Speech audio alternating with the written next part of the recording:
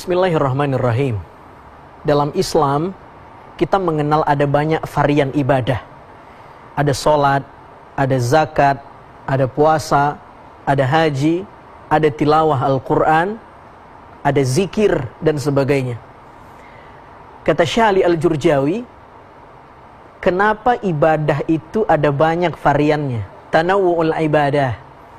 Karena memang ada banyak juga rizki yang diberikan Allah kepada kita dengan berbagai macam varian rizki yang diberikan Allah. Rizki menghirup udara, rizki bisa sholat, rizki bisa beribadah, rizki bisa makan, ya, sampai rizki bisa membuang hajat. Itu juga rizki, sehingga cara mensyukurinya pun dengan berbagai macam ibadah yang diperintahkan Allah kepada kita. Dan uniknya, ibadah-ibadah yang ada di dalam agama ini punya titik tekan masing-masing.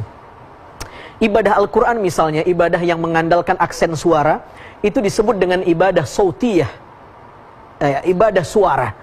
Atau zikir misalnya, yang titik tekannya ada pada kehadiran qalbu, dia disebut dengan ibadah qalbiyah. Atau misalnya,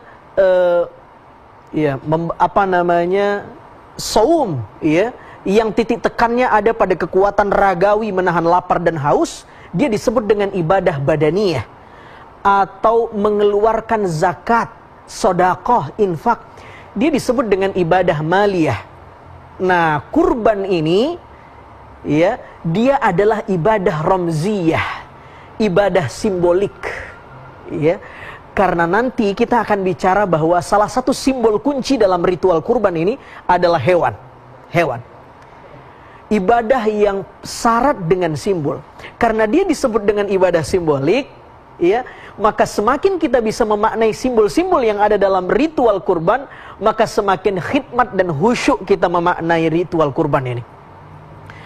Jangan sampai ada penafsiran-penafsiran yang liar, yang rancu terhadap kurban. Misal begini, ini kenapa Islam mengajarkan kurban, membunuh hewan secara masif di bulan Zulhijjah? Ini jangan-jangan syiar radikalisme yang dipertontonkan secara kolosal saja, atau apalah stigma-stigma negatif. Kenapa penafsiran-penafsiran liar seperti ini terjadi?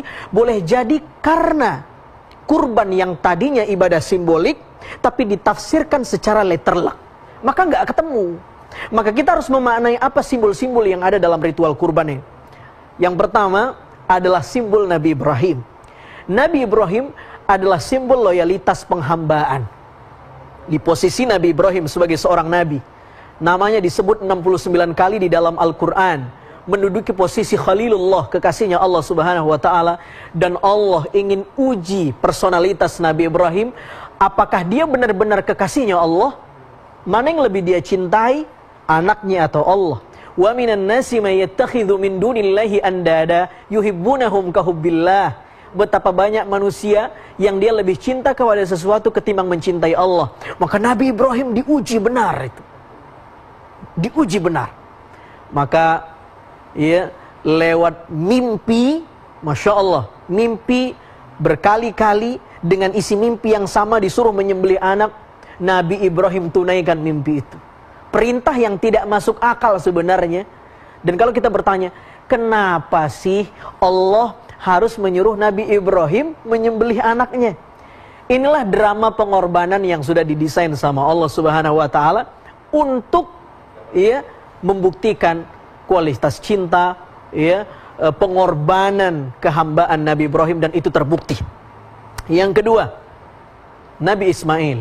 Ya, Nabi Ismail itu adalah simbol segala sesuatu yang melekat di hati kita selain Allah. Boleh jadi hari ini ada di antara kita yang mengismailkan rumah baru kita, mengismailkan mobil mewah kita, mengismailkan popularitas kita, mengismailkan deposito kita. Boleh jadi. Dan kita dituntut bagaimana bisa menyembelih Ismail dengan bentuk yang berbeda itu. Ya, dengan bentuk yang berbeda itu. Kita tahu dalam sejarah para mu'arrikh mengatakan Nabi Ibrahim saat berada di Kaldan berhasil mensweeping patung-patung berhala. kecuali satu berhala besar yang bernama Mardukh. Ketika ditanya kenapa semua berhala ini menjadi tumbang, ternyata Ibrahim punya argumen, itu kapaknya lihat ada di tangan Mardukh, berarti Mardukh yang hancurkan patung-patung itu. Ya, Allah seakan-akan ingin katakan, hei Ibrahim, kau berhasil mensweeping patung-patung berhala besar itu, tapi bisa tidak engkau menyembelih berhala kecil yang bernama Ismail, yang boleh jadi ada potensi engkau mencintai anakmu melebihi engkau mencintai Allah. Maka Ismail alaihissalam adalah simbol sesuatu yang boleh jadi lebih kita cintai daripada Allah subhanahu wa ta'ala.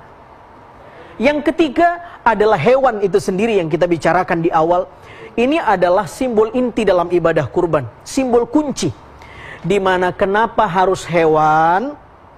Yang pertama, Allah ingin ajarkan agar kita yang menyembelih nafsu hewani dalam diri kita. Yang kedua, kenapa Ismail alaihissalam dibadalkan dengan seekor kibas? Karena Allah ingin ajarkan pada akhir drama pengorbanan ini, seolah-olah Allah ingin katakan, tidak boleh